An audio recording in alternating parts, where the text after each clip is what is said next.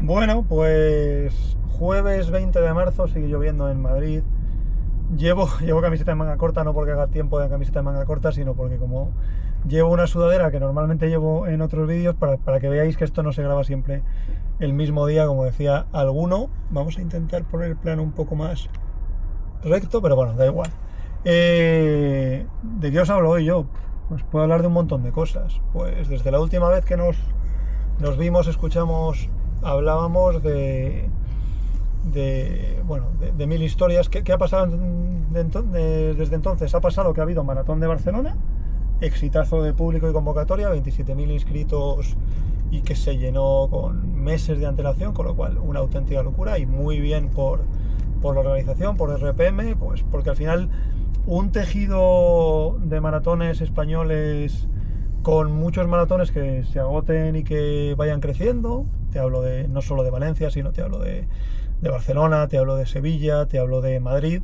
Pues al final lo que está haciendo es que creemos una industria del running cada vez mayor. Se comprarán más zapatillas, se venderán más geles, habrá más noches de hotel. Todo ese tipo de cosas siempre van a ir funcionando y van a hacer que todo vaya a mejor. Entonces, si hay competencia de otros países, pues nosotros mismos, que teniendo maratones cada vez más grandes, la competencia los corredores no se acaban yendo a otros maratones, sino que prueban otros maratones españoles, porque empiezan a ver que realmente el tejido de maratones españoles, la gastronomía aquí, la oferta hotelera, por muy caro que nos parezca, tenemos que entender también que a ojos de un extranjero sigue siendo muy barato correr en España en relación a correr en otros países, ya en América ni te cuento. Y bueno, pues fue un maratón que funcionó muy bien. Yo pude ir el viernes, estuve el viernes en la feria porque Keep Run presentaba sus zapatillas KD900 XLD Plus, la de 220 euros y placa de carbono. Zapatilla curiosa donde las haya, porque bueno, pues supone un golpe en la mesa de Keep Run intentando pues ponerse a la altura de zapatillas como Adios Pro 4, como Meta Speed, como Vaporfly, esa zapatilla de competición alta gama y ya unos precios que la gente empieza a ver como altos. ¿Cómo le irá? Pues solo ellos lo saben, solo Dios lo sabe, solo el consumidor será al final el que dé las sensaciones. Yo la probé ayer en unos cambios de un minuto, fue bien, me sorprendió gratamente la espuma y la placa. Ahora es ver cómo acaba reaccionando el mercado ante ella. Yo creo que tiene dos inconvenientes: el precio, al final 220 euros se acerca demasiado a los 250 euros de cualquiera de estos modelos que te he dicho, y yo creo que en una elección de zapatilla de este tipo, jugártela o confiar en una marca que no ha hecho tantos modelos de pura competición como este, frente a Nike, Adidas, Asics, que ya tienen una trayectoria dilatada, pues habrá que ver cómo lanza. Y luego la distribución. Yo creo que en Decathlon vender una zapatilla de 220 euros, prescribir eso es complejo, y entiendo que ya cada vez los vendedores van controlando más de producto y que saben que la gente ya no va solo por precio y que están intentando estas marcas premium, pero son los dos handicaps que encuentro. Que vi también allí la On Cloudboom Strike LS, que es esta que el upper lo teje un robot en 3 minutos. Pudimos probarla, yo tenía la sensación que las iba a reventar al ponérmelas, que por mi empeine que me las iba a cargar. Aguantan muy bien, lo mismo, pues 1 kilómetro da para lo que da, pero me sorprendió lo bien que iba ese upper. Y el que sí que pudo probarlas y correr con ellas el maratón fue Carlas de Road Running Review, que tiene ahí. Os invito a que le echéis un vistazo al vídeo. Creo que no le fue tan bien como esperaba, pero yo creo que no fue solo zapa, o no he visto el vídeo, así que lo vemos juntos un día si queréis y me contáis. Creo que fue, pues a lo mejor había hecho Sevilla hace poco y a lo mejor salió un poquito más fuerte de lo que debería, pero te digo, no he visto el vídeo, sí que le vi corriendo con ellas, que me alegro mucho, porque si hay alguien que se merece el poder probarlas, pues son ellos, que al final hacen una labor de investigación con las zapatillas anual y que bueno, pues le sacan todo el jugo. Y ahí, bueno, estuvimos con la gente de Mizuno, con la gente de Bilbao Running Fest, estuvimos dando una vuelta, viendo a gente, conociendo a gente, haciendo una entrevistilla a John Zumaquero, que está por ahí también en algún reel. John Zumaquero es el director comercial de running de Decathlon en España. Y bueno, pues yo lo que le pregunté, pues, oye, ¿tú crees que esta zapatilla al final tiene sentido que Keep Run, si vais a ir a marca de premium de running, no estén especialistas? Y me vino a decir que es una de las ideas que tienen en un futuro, que ya está en Alltricks. Eso se lo dijo a Pedro, Palabra de Runner, a Pedro Moya, y que al final pues es un camino lógico. No me pude quedar a Maratón Barcelona, tenía cosas que hacer en casa y no pude estar en el resto de saraos, pero sí que lo vi en la tele al día siguiente y pues bueno, un montón de gente que le fue súper bien. Creo que al final pues pues un maratón que es uno de los 5 grandes de Zúrich, que os voy a contar. Yo lo hice, es mi segundo maratón. No me salió muy bien porque tengo ahí una historia ruinosa con él. Cosas que he visto, sí que es un maratón que, bueno, pues se nota mucho la intervención. Al final es un maratón que es municipal, es de la propia ciudad y encarga un pliego de condiciones a las empresas para que lo organicen. Y he visto de los posts y las crónicas que comentáis algunos a veces, pues bueno, había ahí a lo mejor alguna duda de por qué el chip sigue siendo reutilizable y por qué se da el agua en vasos de plástico y son Aigües de Barcelona. Pues es un tema de sostenibilidad y de política de la propia ciudad de Barcelona. Intentar tener el mínimo impacto medioambiental, pues si tienes el chip reutilizable, que ya casi ninguna carrera lo hace y habrá quien considere que es caduco, no llevarlo en el dorsal, porque al final todo es cierto, es decir, vale, por un lado tú no estás gastando la impresión de 27.000 chips que van en el dorsal, pero tienes que tener un sistema de voluntarios y de cubos y en meta que recojan esos chips, con lo cual pues por un lado no estás utilizando metales de un único uso, porque el chip al final cuando va en el dorsal no se recicla nunca, pero sí que estás invirtiendo en personal. Es esa la guerra que existe siempre. Pasaba un poco igual con los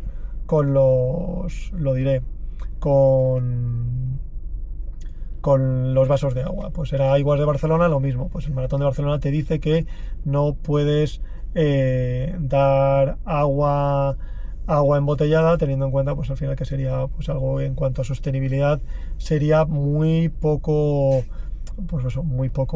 sostenible el estar dando ese tipo de... Me está entrando un WhatsApp, ya está, vale, me está entrando un WhatsApp, ya lo he mirado, es que digo, me están llegando muchos mensajes, tendría que mirarlo. Es una crudita y ya sabéis, estas cosas pasan.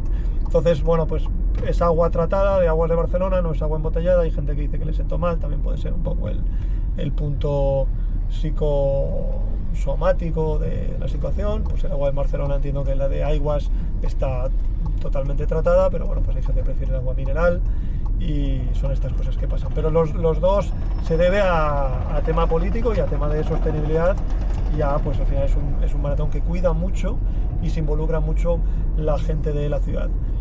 Punto gris de la Maratón de Barcelona, pues allí el viernes por la tarde, justo pues cuando tenía que ser la presentación de atletas, pues Kiviwot Kandi, que era el llamado a ganar la carrera, dorsal número 1 y con un palmarés envidiable, pues había llegado a una suspensión cautelar de la Unidad de Integridad de Atletismo, de la AIU, Athletics Integrity Unit, y se confirmaba que Kandi no podría tomar la salida, y fue algo que la organización descubrió. Yo creo que incluso estaba casi volando, si no me equivoco, o ya incluso en Barcelona, no sé si ya llegó a viajar o no, pero sí que pues lógicamente no estuvo en los actos del maratón porque no iba a correr por esto que os digo. Él parece ser que se negó a pasar algún control y fue lo que ocurrió. Y luego hay otro punto, no es gris, tiene luces y sombras. Era campeonato de España de maratón, ganó Hamid Ben Daoud a Jesús Olmos, que fue segundo. Hay muchísimos tweets, reels, posts, artículos en los que pues se dice, como suele pasar en este tipo de situaciones en los que hay algún caso de dopaje en medio, pues se dice que el ganador y el campeón de España de maratón oficioso y el real y el que debería ser es Jesús Olmos, este frutero runner, porque él es frutero y es runner, o sea, es una verdad, pasa muchas horas en la frutería y aún así consigue sacar doble entrenamiento y poder conseguir un marcón, no recuerdo exactamente cuál fue en Barcelona, porque esto es una crudité, no lo olvides. Pues al final dicen, oye, Hamid Ben Daoud fue una persona que fue condenada por doping y le salvó el Tribunal de Arbitraje Deportivo. Entonces, ¿es cierto? Es cierto. Hay diferentes maneras de ser condenado por dopaje. Una de ellas es la que todo el mundo conoce, la tradicional, que es dar positivo en un control antidopaje, en el cual pues se detecte una sustancia nociva o restos en sangre de una sustancia nociva, con lo cual los niveles superiores a los permitidos, pues efectivamente, o directamente sustancias que están baneadas, sea cual sea el nivel, pues directamente, pues lógicamente das un fallo en el control antidopaje. Como los médicos fueron mejorando y fueron sabiendo en cuántos días desaparecía esa sustancia de los análisis, pues bueno, pues fueron adelantando esas prácticas dopantes para que no fueran detectables en sangre. Entonces pues se añadió una segunda opción que, bueno, aparte de la que hemos visto antes de Candy, que es, pues si tú te niegas varias veces o fallas en un whereabouts, como le pasó a Mokatir, no estás para que te hagan un control antidopaje porque no estás donde dices que tenías que estar una hora al día o porque te niegas, pues efectivamente pues se entiende que si no te quieres hacer el control, pues tienes una suspensión cautelar porque te has negado a hacer un control o no estabas presente a la hora del control, que tú dices que tú tienes que decir que cuando eres un atleta elite una hora al día en una localización para que los vampiros, que se suelen llamar esta gente que te hace las extracciones de sangre, puedan ir a buscarte. Pues esa es la segunda. Y la tercera es este famoso pasaporte biológico. El pasaporte biológico es la manera que tiene la ciencia de dictaminar si ha habido algún tipo de comportamiento dopante, porque lo que se va haciendo es, durante todos esos controles aleatorios que se van realizando en la vida de un atleta, se observa si hay un crecimiento de alguno de los valores del rendimiento deportivo, de valores en sangre que afectan al rendimiento deportivo, que no sea a manos de un experto y análisis de un experto, no sean atribuibles a una mejora con el entrenamiento y solamente con el entrenamiento. Es decir, se entiende que puede haber una causa exógena. Esto está reglamentado y lo que se dice es, oye, los valores normales de una persona entrenando, de crecimiento del hematocrito, son X. Si de repente observas un crecimiento desmesurado en un plazo de tiempo corto, porque le has ido haciendo muchos análisis y esa gráfica se dispara, se puede entender que hay una alta probabilidad de que haya tomado sustancias dopantes. ¿Qué ocurre? Que cuando ha habido este tipo de casos, la reglamentación de la Agencia Española Antidopaje choca con el Tribunal Supremo y con la jurisprudencia, que lo que dice es que no se puede condenar a nadie basado en una probabilidad, es decir, sin una prueba cierta de dopaje. Esto entiendo que con el paso de los años irán depurándolo, porque la realidad es que, bueno, pues creo que hay un ciclista que es el primero que consiguió, pues al final, que hubiera una suspensión cautelar, y Hamid Ben Daoud, el campeón de España de maratón, porque es campeón de España, porque fue así, recurrió basado en la jurisprudencia de este ciclista, y efectivamente, pues habiendo jurisprudencia, el Tribunal de Arbitraje Deportivo dijo: esta sanción del Comité Español de la Lucha Antidopaje, la famosa CELAD, pone en suspensión cautelar porque no se puede juzgar, según uno de los principios básicos del derecho, a alguien basado en probabilidades de un hecho sin tener una ley clara. Esto no es así en otros países. Y leeréis y veréis a gente que dice que somos el hazmerreír, pero realmente hay una legislación antidoping que choca con la legislación universal o el derecho español. Entonces, en este caso, pues Hamid Ben Daoud no ha sido cazado nunca dopándose, no se ha negado a realizar ningún control, pero hay una fuerte sospecha de dopaje, porque el pasaporte biológico arrojaba unos datos muy significativamente alterados o disparados respecto a lo normal, y ahí es donde entra la CELAD y una suspensión de 4 años, pero todo esto bajo, lógicamente, la presunción de inocencia. Nadie puede, nada más que el órgano instructor, decir sí o no hay indicios, pero la legislación ha obrado, el Tribunal del Arbitraje Deportivo ha ordenado la cautelar y como tal pudo correr. A partir de ahí, pues cuando veáis a veces reels y post y comentarios diciendo, pues bueno, pues este tipo es un dopado, tal, pues yo lo que siempre os digo es, se hizo el rastro del dinero. Efectivamente, pues bueno, el segundo en discordia, Jesús Olmos, es un atleta del Vicky Foods. Pues lógicamente, pues toda la gente de Vicky Foods pues se sienten agraviados, cosa que es lógica, y yo creo que da lugar al debate y se puede decir desde una manera educada y lógica, y tenemos que hablar mucho de esto para que, sobre todo, concienciar. Sí que creo que el descalificativo sobra, ¿vale? Es mi opción. Yo creo que todo desde un punto de vista intentando enriquecer el debate, sabiendo que se pierden becas, que se pierden bonus, que se pierden premios, que es una lacra que desgraciadamente tenemos que entender que existe, pero yo creo que hay ciertos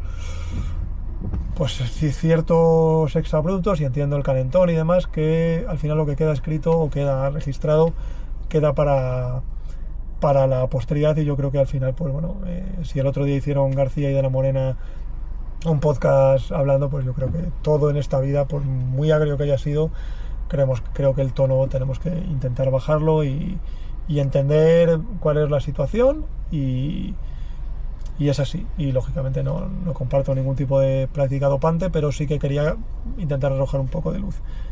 Que he visto también, y no he visto, sino que me lo habéis mandado, porque la policía del dorsal sigue siempre adelante.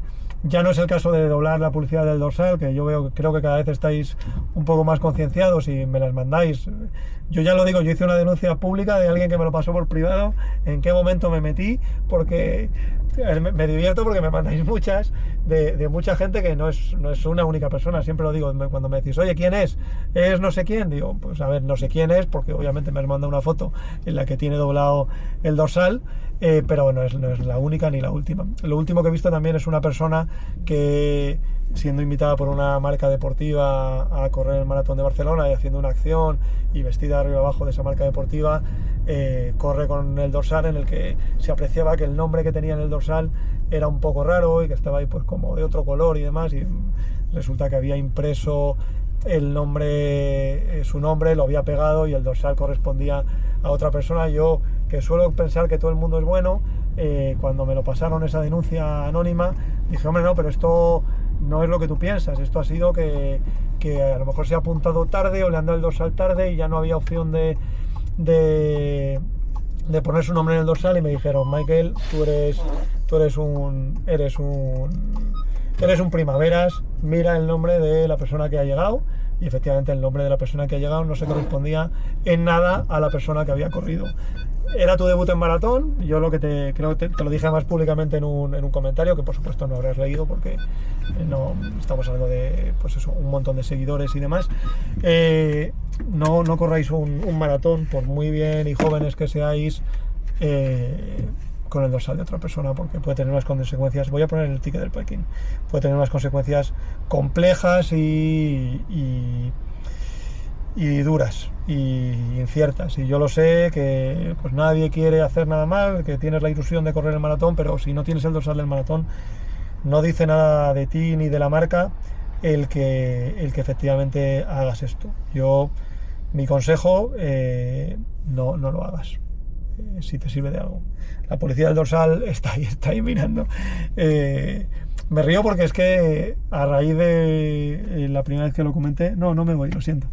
A raíz de la primera vez que lo comenté, han ido llegando más y más, y El otro día el Total Energies Medio Maratón de Málaga también pone, oye, pues que el dorsal no puedes llevar el dorsal de otra persona y que tampoco puedes cubrir la publi, y yo creo que no es causa-efecto, pero bueno, pues sirve un poco para denunciar una cosa que está mal, y que si se hace sin darse cuenta y simplemente por ir más aerodinámica y por estética, pues estupendo, pero fotocopiar dorsales, falsificar dorsales, photoshopear dorsales, no es quizá algo, cuando yo creo que siendo gente de capacidad, influencia y número de seguidores que tienen, yo creo que habría seguramente posiblemente habría una posibilidad de conseguir un dorsal, aunque fuera de plazo. Y yo creo que, no sé cuánto llevamos aquí, vamos a mirar de largo. Se nos ha ido larguísimo, os tengo que contar un montón de cosas, pero las cuento en otro momento. Creo que yo tengo ya casi todo contado hoy, así que lo dejamos y nos vemos en el siguiente. Chao, chao.